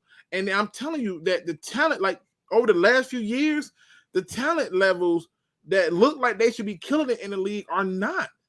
And it's been happening since freaking you like Sepp after he got arrested? Was that the one with the prostitutes? I think he got arrested with. Yeah, I love how you have to say. Was it? Which one? Which one? Which one of the charges? I couldn't remember. The first five, I was okay with. I couldn't remember what he got arrested for. Like, was it prostitutes he got arrested for? Or something like that. Yeah, I can't remember. The Super Bowl. I just couldn't remember what it was. That's all. But I'm saying, if they did it the way you said, boss, that backing is huge. It allows for them to still do their agenda of expanding their league. And I think that the mistake in what they did in adding that 17th game is hurting them right now because there are teams taking games off, and I think it's stupid. It's one of the reasons. It's one of the reasons why. I Really? disagree. You think it's helping them? 100% disagree with you, and I think it's a whole nother topic that maybe we need to come back and talk about it. But I fully believe adding the 17th game or the 18th week is going to actually change a lot of things and make it better for teams that get into the playoffs to prep better by taking a week extra before off, then going in to week 18, going and playing and not losing any of their momentum going into the playoffs. You don't believe that? You don't believe that teams are dropping the game?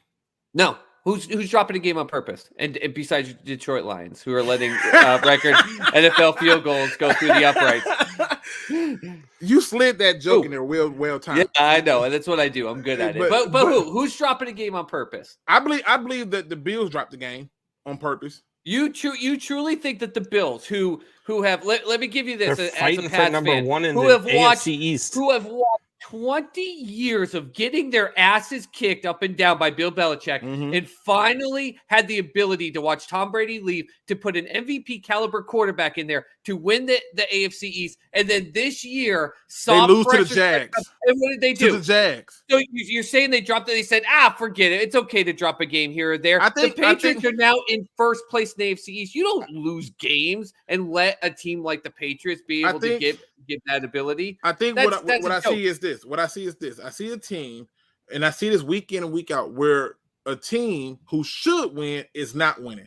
There's no reason that the Bucks should be losing to bottom feeding teams. There's no reason but they're putting their starters out there. So you're saying they're putting their starters out there, and the starters are only playing? No, I'm saying this. I'm saying one. I'm trying to keep us on topic, but I'm trying to say this. Welcome to the world with the soup boss. We don't go on topic. That's man hour. Hey, you know that they sell out Wembley Stadium every damn time the Jaguars or Dolphins play there? Sell it straight out. Tell me about not putting a team in London. Off topic. No. Listen, truthfully, the London games are always going to suck because they want football there. It's evident. We got a Roar of the Lions UK, where I'm amazed at how much they know about the team and the city. And I'm like, and I really rock with them and stuff, and they know a lot about the game. But I got connections in London who learned from watching the Dolphins, who already tell me that the Patriots suck, and they don't actually know anything about the Patriots except for that they're Dolphins fans. Look, you've come on this show today. You've dogged my wrestling. You've talked about the Detroit Lions and how they should have won a game even though they haven't won a game. You've given the soup boss a reason to boast about his damn Patriots being in first place. What are you doing? Did you just come on here with the idea of pissing me off? I came on here with the idea of giving you something to think about, and the reality is this. When you're looking at it, and I think that the Super Bowl made a very good point about having it where you say, hey, these players on this team, like we getting the Michigan Panthers back, right? Make that be a farming team for the Lions. Or if the Patriots decide that they want to have their farming team be, I do like that idea. I mean, just to give them something to survive, because what it does is it can only listen. 21 different teams this year have went through 2 or more quarterbacks. That's nuts. There are now, as of this past weekend, there are 49 different quarterbacks that have started a game for the NFL this year. That's nuts. 49. Yeah, that's nuts. And you're talking about something that can really help. And plus, they always talk about player safety, right? What if you had the ability to be like, hey, you're not ready. Go down to like the Patriot building or something. I don't know. Like, but see, you got to limit it like they do in baseball, though. You've got to limit your, because I don't want to see, you know what, Andy Dalton, you're no good, and we don't want you here, starting in the NFL no more. Go play in our minor leagues after playing for 15 years in the league and sucking. No, you do have rules to it though. But they do a method of that I brought up. That is the practice squad. You're not doing well here, but we're going to go on the practice squad. That'll allow you to be able to build on certain fundamentals and things that we know that we want, that can give you the skill set that when we're ready to call you up into doesn't allow you to play game speed though, Soup. I've agreed with you most of the time, but I mean, I think that where Luke G's coming from with the farm system, I think that's a great idea. I think it does develop players better than a practice squad does because it gives you game simulated speed as opposed to. But you don't get to unless you put 32 USFL teams, no, I agree. You don't get to control what happens, and that's the difference. Look, every other sport does it. Why can't football? Hockey does it. The baseball does it. Basketball's got the G League. Yep. Why Drew can't brought the that up, NFL do it? The NFL could absolutely do it. Because it's called the NCAA football. We brought that up. Let's circle this all around. But the NCAA football has exciting games with kids that are ready for the NFL level that are getting paid money. But all of these minor leagues are for players after they get out of college. All the other sports have it. If you were to build the USFL to a 32-league minor league, you don't need 32 system, teams. If you were to do that right now, you're telling me that it is going to shift away from the focus of the NCAA football that has hundreds of years of fan sets, generations of families that root behind them. You know this, Combs, with no, things but you like can run Ohio it. You State can run it Michigan in season and have it be successful. You can run it in minor league football stadiums and have it be successful. But do you think that let's say you have a USFL, just for the heck of it, Luke, let's just say we throw a 32 USFL completely owned by the NFL farm system. You're telling me that if a kid is blowing it up and is on the front page of ESPN for Alabama or Ohio State or even Michigan or Notre Dame, Combs, that kid should not have as much presence or attention, or we're going to stop paying attention to them compared to a USFL team? We're not saying. What if you took a guy what if you took a guy like, you're talking about like a guy like Trey Lance right now, who's in a bad situation in San Francisco, right? Because they've got a starting quarterback, they've got a better team than what their record shows, like the Lions do, and they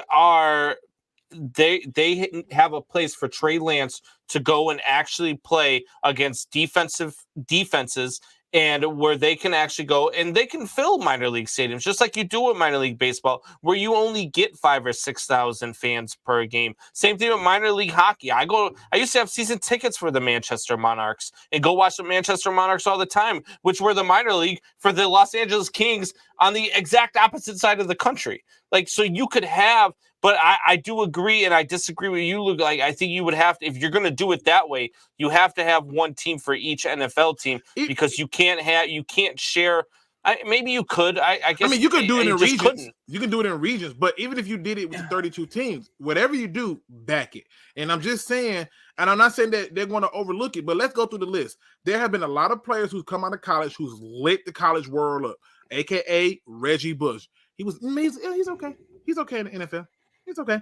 You got people like Jamarcus Russell who lit up in the NCAA. Right, and you can do this up and down about who's lit up. I'm just saying, but the reality is this. But every single player that lights up the NFL is actually from the NCAA. There's no high school to NFL player like the NBA has. We don't have that. No, but it's not. But you know what we can have, though? We can have a system that gives them game speed, game time, plan to see it happen, and that's the reality. And I'll tell you right now, as a Bears fan, I would have loved to watch Justin Fields learn under somebody other than Matt Nagy, who was in his final year of his contract, and there was no way he was saving it. I would have loved to watch Justin Fields in a minor league system, learning under a different coach. I'm not disagreeing with that element, because like I've said, with the AAF, I was watching some amazing stuff. St. Louis backed that team.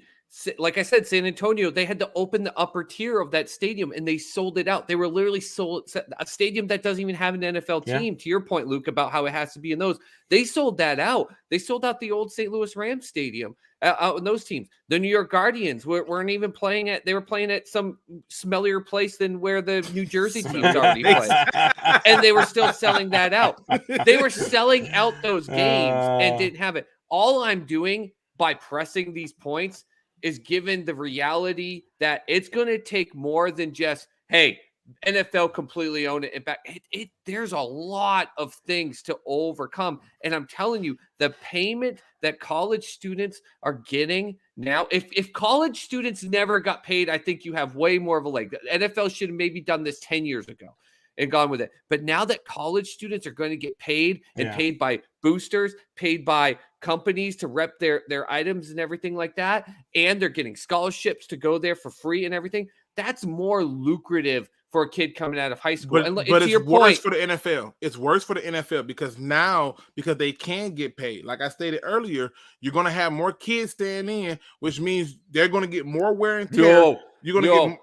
If you're telling me that you are a player for Ohio State and you get paid $2 Oh, million, let's not talk about Ohio State because you know they don't need a farm system. Let's say let's say you're a kid at Baylor and it gets a little over $1 million, which down in that area in Waco, the armpit of friggin' Texas, is a lot of money. Let's say you get paid $1 million as a player at Baylor, and yeah, you get paid $1 million, but that ups your viewing, and therefore, and if you play well to earn it, and an NFL team will draft you, and you'll get $20 million. You think that's going to keep that player out of college? Hell no! That player's going to jump the hell all over that. I think you should have known better than to bring up Ohio State to a Michigan guy. It makes no freaking sense. No sense. But I mean, the only time they ever win is when they cheat. We're gonna leave it alone. Okay. But I think you're painting a scenario that's perfect. I think you're painting a perfect scenario that fits your argument. But the reality is this: players are now, the fact that they're getting paid, are picking and choosing when they want to come out.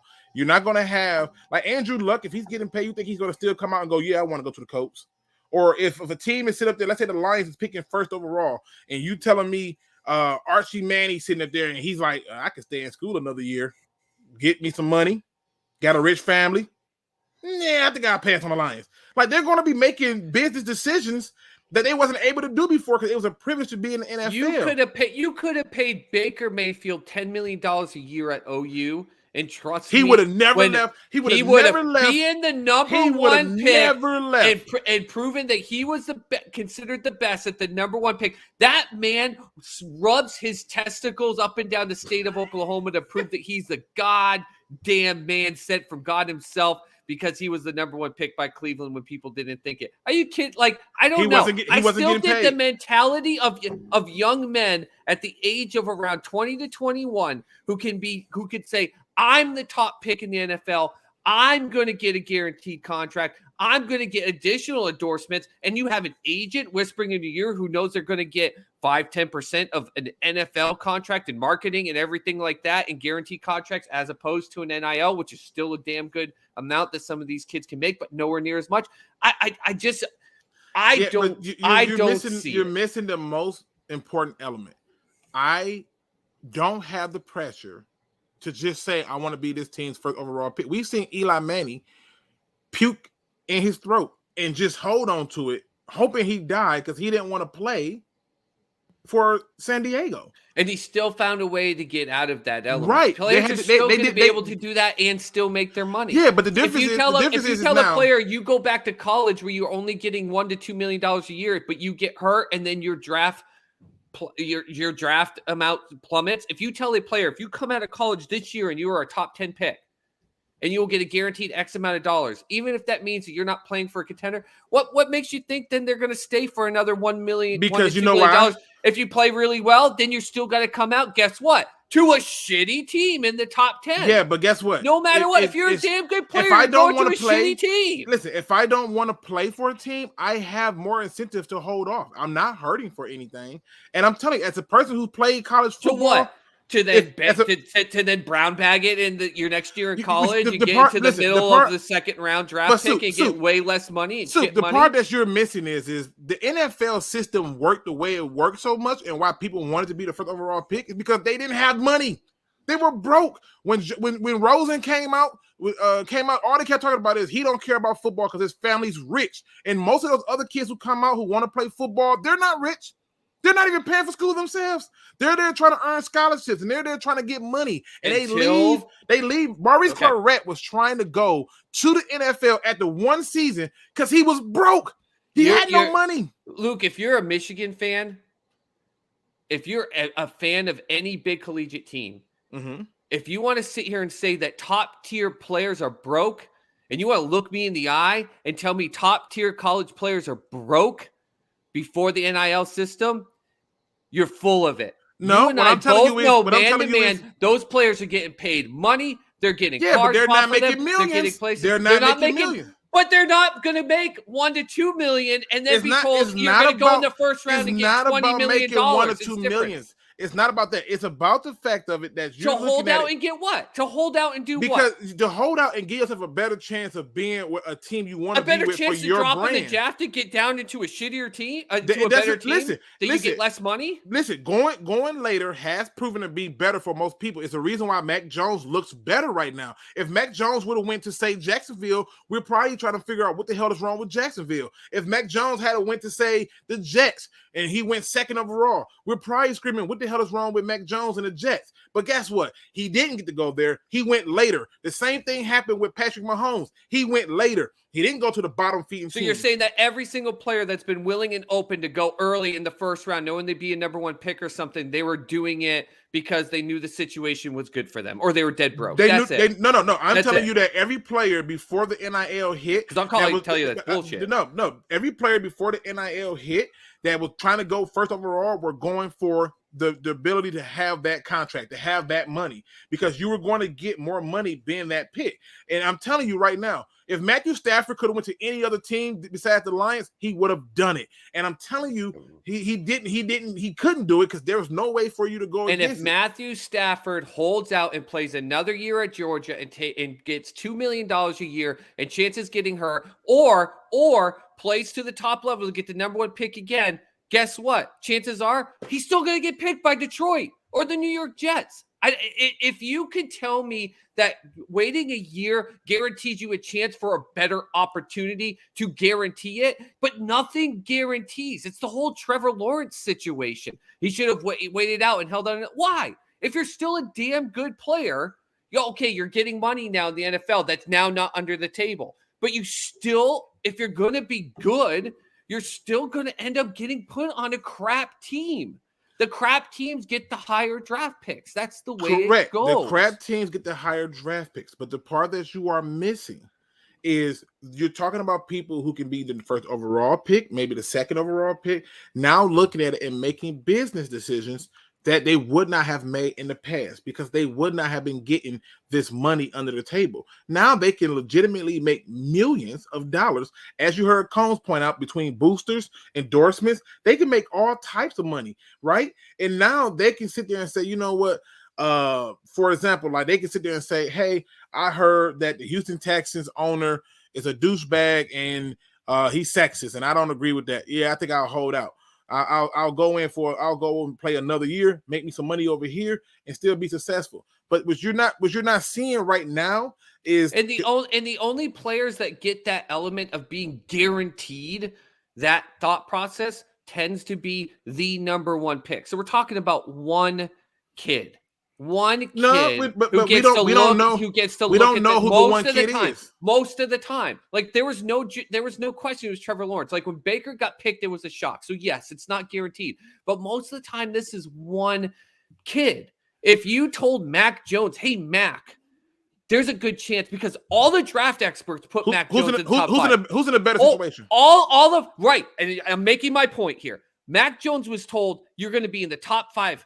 And look at the top five teams and the scenarios and the quarterbacks that went there. It was fully expected that Mac Jones was going to the top five. But you know what he didn't do? Didn't go, I can make about $1 million or $2 million by staying in Bama. I don't want to go to one of those. And what happened? He stayed and is now playing for the Patriots, and it's going to make great amount of money. The NIL was not in place. The NIL was not in place. You're using an example where the NIL was not in place. He could be there this year if he decided to be in college if he stayed this year with Alabama will go on and win another championship. They probably going to do it this year. They go on to win it. He would have made millions. He would have made millions, and then he would have probably been a number one pick, right? And they were he would probably been number one pick, right? All right. You guys been yelling at each other for about 10 minutes now, and don't get me wrong, Luke G. I appreciate it when Soup Boss yells at somebody other than me. This is true. So I appreciate you getting his blood boiling, but look, I see where both sides are coming from. There are some things I like that Luke G has said. There's some things I like Soup Boss has said. There are some things like the Lions suck that I don't care about what Luke G says. I think the only point I'm just trying to make is it's not as simple. I'm not saying simple. I'm not saying that simple. If the NFL backs it, you're going to have success. I'm not saying almost simple. bet that I'm not saying even simple. if they backed it, you probably are still going to look at a really, really long road, and the NCAA already has a foundation that could give them a run for their money. But if they did it 10 years ago, it's different. That's the only thing I'm saying. But if you look at a lot of those other leagues, one of the biggest reasons they failed was because they did go out and get failed NFL players in most of those cases. They wasn't going out tackling a lot of those old college players who went undrafted and stuff. They went out and got a lot of former players who should not have been in their plan, really should not have been playing. And yeah, it was a more watered down product. What I'm just saying is this: when you back this system, when you go out and you back this, if you fully get behind it, you do things to help it out, like allow them to play in these stadiums that many of us want to go in any damn way. And we can't get tickets because somebody has bought up 100 of them, right? Yeah, you really should have that support. That's all I'm pointing out. And I'm not saying it's got to be so simple. I'm not saying it's got to be something that's just, it's a walk in the park.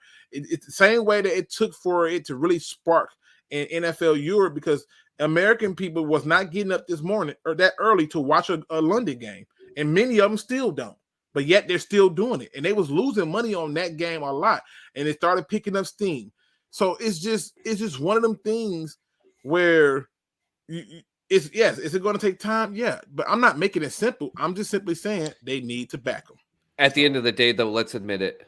The Rock now owns the XFL. So we take Combs' whole world with the wrestling, and the Rock in the XFL is going to own the world. The NFL's done. Oh God, it's all USFL's done. NCAA. The Rock owns the world.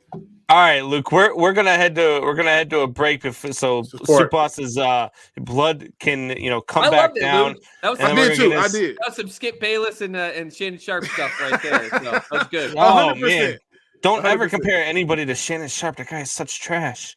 Oh man, Shannon be talking. What if I was truth. calling myself Shannon Sharp? What are you trying to say? Me or Luke?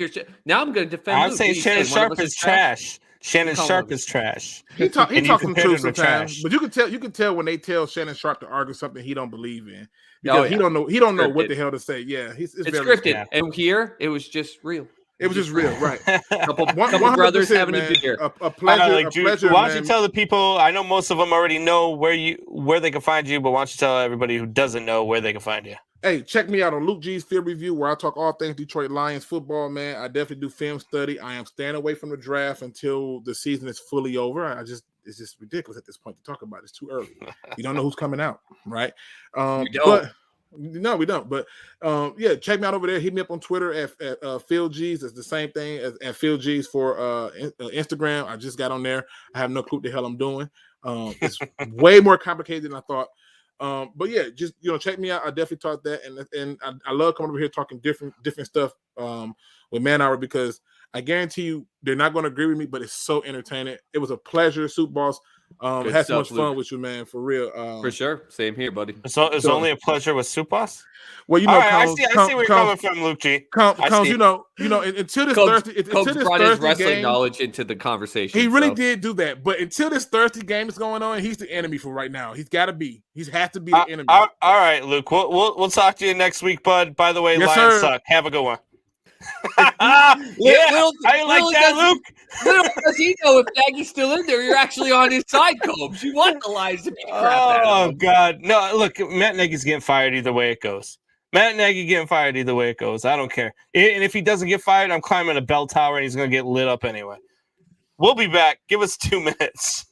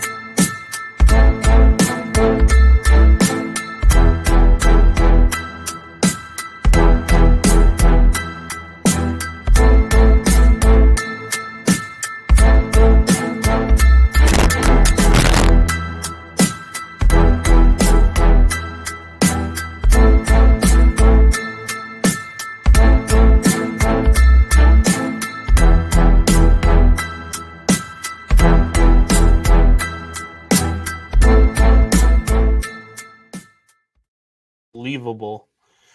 All right, so we are back. I'm watching a Blackhawks game in the background on break. I was just gonna say, unbelievable. What? I'm like, what? No, Marc-Andre Fleury made a beautiful save. The Hawks had a breakaway. The guy pulled him down, and there was no call on the play. Should have absolutely been a hook. Yeah, but well, whatever. Because he plays for Chicago, so there you go. Yeah, it's true. They're in Calgary too. So anyway, it's the only thing they have to celebrate up in Calgary. Yeah, it's a true story. But sorry, so Canadian look, fans. man, those were two really good interviews. The interview with RC, and then always our weekly segment with Luke G there, which I mean got a little off the handle at the end. I mean, you guys are going back and forth. Good stuff though. That's Lots of just good normal stuff. conversation between like you and I. You just got to be on an outside looking in that time, being like, "Holy crap, what the hell is this crazy?" I did. I stopped for a little bit, man. I was texting Buck while you guys were talking, be like, "Hey, man, you got to clip this stuff. Make sure this stuff goes up on YouTube tomorrow." I was texting back and forth with the RC in between, letting him know that there's a team on the north side here that needs a lefty out of the bullpen. He said sign him up. So I know the Cubs ownership likes to listen to this show. So hey, you got a lefty out of the pen. I need 1%. I need 1% of his contract since I am now his agent apparently. And if they try to go lefty, and it's his spot in the batting lineup, he bats right-handed. He can throw him for a little loop. Like wait, the pitcher's still coming out. Oh, right-handed. Absolutely. All right, so there are a lot of stuff that we had planned on getting to. We're clearly not going to because of the stuff. So one of the things I definitely want to get to, man, is the news of the day. Matt Nagy being rumored to be ousted. We'll say rumored. I still believe it's true, but rumored to be ousted after Thursday's game. What's your initial thoughts? I mean, it took him long enough. I mean, the initial thought was, we all saw this coming. I think it was more of about, it was about time. Almost everyone in their mother knew that at least at the end of the season, Nagy was gone. If it wasn't the end of the season, it was going to be at some point. My only thought process was, and I know that there was great answers, especially in Sports Soup, about why, I asked this question, but I said, why, if you know why wait? Why bother? Just cut. And people are saying, hey, you just let him finish out. You give the interim a week and a half, blah, blah, blah. If you know you're going to, and I work in HR, so I get it. Like I hate when I know that someone's going to be walked out the door on a Friday and it's Wednesday. I hate it. Yeah. But I understand there are reasons behind it, but if a report is leaked out and it is true, just let him go. Like an interim coach is going to be stepping up to play anyways. Just let him go. Like, because what honestly, I'm asking you this question, Combs. What happens if the Bears win? I'm not kidding, like 53-10 or something crazy. What happens if the next day they fired? Does that just give Nagy then a great opportunity somewhere else? Yeah. Do people in Chicago also go, wait a minute, we were really good for a game. Why are you all of a sudden firing him? Look, fans are stupid. Fans are going to be like, of course, that's just what they do. Just like the fans were chanting for Andy Dalton after he threw that touchdown pass when he came into the game after Fields got hurt. They're chanting Andy Dalton's name in Chicago. Like, it's just stupid. Just stop. But the reason why the ownership didn't come out after Matt Nagy said that, no, I haven't been told that yet. He's saying the politically correct thing. And the reason why ownership hasn't come out and said, no, we haven't told him that, or yes, we have told him that, is because what if they're thinking like you? What if we win 53-10? Then we could keep him on, and we never said that we were going to fire him. It was just a rumor. But Nagy knows he's getting fired if he's already talked to them. Or if we lose, we can say, yeah, but I mean, look, if you're Matt Nagy and you're like, oh, you're about to lose your job and you go out and you destroy the team and they're like, no, never mind, we'll keep you. You're going to stay. You're Matt Nagy. Matt Nagy's never getting another head coaching job. Do you think if they win you think win 53-10, that he's going to be like, awesome, I get to stay on knowing? Do you really think he thinks he's going to coach beyond this season? I don't think. Do you think he gets another head coaching job ever? A head coaching after job? This display here? I mean, I always want to say no in these situations, but you've seen some crazy things in this league. Yeah. There are teams that get pretty desperate. But I don't think he ever I think he'll get a coordinator job. I think he'll get a coordinator position right away, actually. I don't think he'll get another head coaching gig in the NFL ever again because of what we've seen here. He's overwhelmed as a head coach. He's really overwhelmed is. as a head coach, and you see it every week. Like he says he's not calling plays, right? But we saw it this weekend when it's 3rd and 1. We throw a 40-yard bomb, then we run the punt team onto the field, and then they bring the punt team off, and he's going crazy on the sideline because his headset's not working because he can't get the play in time. So he's obviously calling plays still, even though he says he's not. Like this guy, people are like, oh, well, he said he's not, he's not getting fired. So that, maybe if he doesn't know, look, he lies. That's what they do. They don't tell the media the truth. It's part of the game. How many times? Yeah, but even Bill Belichick doesn't tell the media the truth. Was it Tom Brady was on the IR every week or on the injured report every week? Heck yeah. You know what I mean? So they don't tell the truth. But Matt Nagy, look, you don't fire him ahead of Thanksgiving for the simple fact of it's a 4-day week. So it's 3 days to prepare for a game. You're not going to do that to an interim head coach. You talk to Matt Nagy, you say, look, we're going to allow you to coach this game because we don't want to do this to one of because it's going to be somebody on his coaching staff that's going to step in the interim. Right. So we don't want your guys. So, and look, Matt Nagy's a stand-up guy. Matt Nagy will take that bullet. He'll coach the team. I really think they're going to lose this week to Detroit. I thought that before this past week in Baltimore. I thought they would lose to Detroit in this game. And then I thought that would be the end of Matt Nagy. But I feel like you can't do that to an interim head coach. And so no matter what the result of this game is, even if they win 53-10, I think Matt Nagy is out the door. Yeah. I just do. And it's about time. I mean, it's 12 weeks too late. And when you look at that division, obviously the dominance of the Packers, part of me almost wonders too, if you do this, seeing Minnesota still struggle, even with having, I don't care what people say. Like I get it, and he doesn't do well in top level games, whatever. But Cousins is a heck of an NFL quarterback, and you've got Justin Jefferson and Adam Thielen, and you've got a halfway decent defense when they're doing things the right way, when they have a good game call, but they still struggle. Yeah. Obviously the lines are who they are, like you and I both said they were going to be. And then with the situation with the Packers, you have a potential situation here that we saw Jordan Love go out there and just look horrible in a game. And if Aaron Rodgers, let's just say, goes out the door, you are primed to strike as the Chicago Bears. I know that you still don't have like a fully built team, but you all of a sudden become a prime spot for a actually good head coach to come in. If you can get him in there that can take a guy like Justin Fields and actually develop him quickly and put a system around for success, that's a prime potential spot. If Aaron Rodgers leaves. It's also a prime spot for you to bring in an interim head coach, right? Because this is the Bears' last chance to win a game this season. They've got the Lions, but then the rest of their games are the Cardinals, the Packers, the Vikings, the Seahawks in Seattle, the Giants, and the Vikings. Maybe the Giants game at home, week 17, they have a chance. Maybe. I still think the Giants Seattle's are a better like football dog team. crap.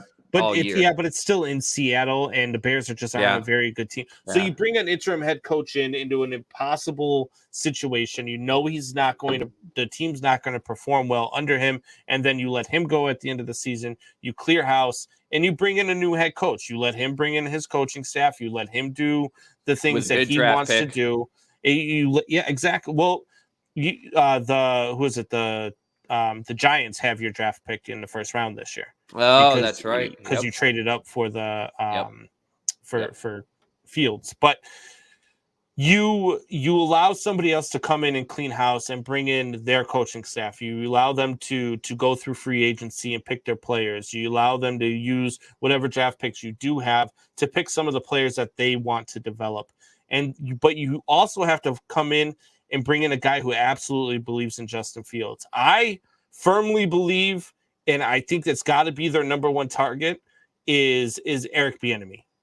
He's got to be the number one target heading into. He's not only has he shown that he's been a good offensive coach in Kansas City, he's also shown through this season that when the chips are down, he can help make adjustments. He can alter a game plan. He can do the things to get the Kansas City Chiefs back into a spot where they can play championship level football again. And that's what they're doing. They just went out this weekend and beat the Dallas Cowboys, who many believe are one of the top 4 teams in the NFC. So Eric Bieniemy to me is the right fit for the Chicago Bears, the right fit for Justin Fields moving forward. Whatever it is, even if that Andy Reid coaching tree, which has been proven to be extremely successful. Right. And it's also where Matt Nagy came from too, right? So they may have a sour taste in their mouth, so they may go elsewhere. Whoever they do bring on has to be the right fit to develop Justin Fields. 100%. That's got to be your number one priority heading into this offseason, is finding somebody who who believes in Justin Fields and who can develop Justin Fields. Now here's the thing: develop Justin Fields, but I'm gonna just bang the tree that we almost just had earlier in the show. Here are 2 things. One, running. We started talking about it when we all of a sudden then went crazy with Luke on some other things. They got to find a way to ensure that they know how to establish a run game to help protect Justin Fields, because right now the second Justin Fields is not handing the ball off, which is 80% of the time, they're just coming at him. And even though he can run, he's not developed enough to it. But they've got to find some. This is a draft. And that's that I know line. it's not sexy and everything, because it's not fantasy football, but it is a draft loaded with skilled players. You got to have someone that comes in and knows how to build an offensive line through free agency signings and a couple good draft picks. The running backs, right? The Bears have the running backs. Well, you got Montgomery. You've also got Tariq Cohen, who's been off with the torn ACL, so he's coming back. They've got the Damian Williams. They've got running backs. They need an offensive line to be able to allow those running backs to gain yardage, which will then in turn open stuff up for Justin Fields. And that's when the Bears will become a dangerous team again. The defense is there too. I mean, we lose Khalil Mack, and all of a sudden Robert Quinn is coming out of nowhere, right? Robert Quinn has a chance to break the all-time record for sacks in a Bears uniform. Like it's. I mean, he's. I think he's 7.5 away with 7 games to play or something like that. So like, the Bears have the defense. They've got the talent on defense with Roquan Smith. They've got the talents at quarterback. They've got the talent at running back. They don't have an offensive line. They need a head coach that can develop all of that can put all of that together and put a system into place that allows this team to work to their strengths. And that's been a big flaw of Ryan Pace and Matt Nagy. So it can't stop at Matt Nagy. At the end of the year, Ryan Pace has to be gone too. You can't allow this man to pick another head coach. You can't. Yeah. No, it's it all comes down to the offensive line. It's the unsung heroes. It's why I'm sitting here talking about, Creed Humphrey in Kansas City for Offensive Rookie of the Year, even being a Pats fan and everything, and saying, hey, Mac Jones is probably going to get it if he keeps it going, or Chase, because it's fantasy. But at the end of the day, there's nothing more important than that offensive line. Bill Belichick built it in New England. Even when Brady was, doing GOAT-like numbers, which he still does, it's because they know you got to protect him. And we've seen even things with the greatness of Tom Brady. When you can't protect him, like the Super Bowls against the Giants, look what happens. You can't perform. Even the great Tom Brady cannot perform. He can't get his head on straight when you got people just rushing up you. And now you want a kid like Justin Fields, who has, to me, great sense of talent. I wanted him or Mac Jones on the Patriots. I didn't want all the other guys. I've said it on a couple other shows, but you can't do anything. No one could do anything if you just have a defensive line constantly in your face. And it's not like you do anything if you don't have an offensive line for the running game either. The running game can't go anywhere. And then you get behind, you're down 14, 17 to nothing. You're not going to run the ball. What are you going to do in this league? You're going to throw the ball, and it's going to be even worse. The coach that comes in, even if they know how to develop Fields, I say they bring in a quarterback coach that really they can trust to develop him. And then that this head coach, along with the GM, knows how to say, listen, this is how we're going to build around Justin Fields. And we're going to protect him, and we're going to protect this run game, period. And that's what we're going to do. And if they don't do that, you're going to be sitting here in 3-4 years from now, we're going to be having this exact same conversation. Yeah, and I mean, look, they started it this offseason. They drafted the left tackle in the second round, who ended up having to have back surgery. His name is escaping me right now. But they drafted him. He ended up having to have back surgery. I believe he's planning on playing this week. I'm not 110% sure. but he's been cleared. He was cleared last week to play, but they held him out again. So you're going to bring him in. He's going to play. Let him develop. I mean, you've got guys that are just. I mean, you've tried hanging on too long. Like you went out and you got Flowers, and you got the right tackle there that they picked up from Kansas City. I can't remember his name now either.